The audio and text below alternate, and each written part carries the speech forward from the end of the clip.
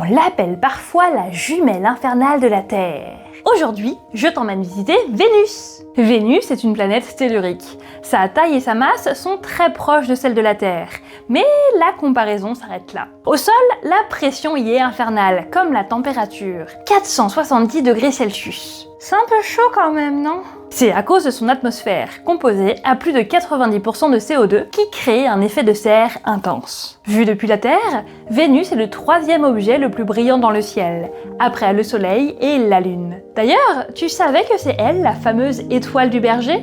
Qu'on appelle ainsi à tort parce que ce n'est pas une étoile, mais une planète. Si tu l'observes au télescope, tu verras qu'elle présente des phases, comme la Lune.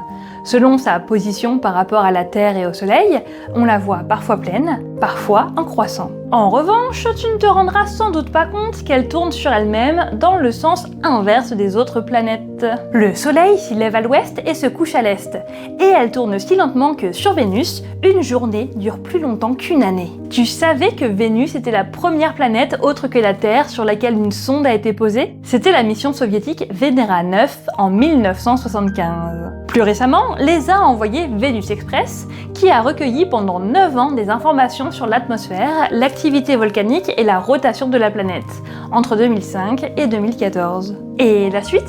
La prochaine mission européenne vers Vénus s'appelle Envision, avec la participation du CNES en tant que responsable des contributions françaises. Cette mission permettra d'étudier Vénus comme jamais auparavant. Lancement prévu en 2031 depuis la Guyane française. Tu seras au rendez-vous ?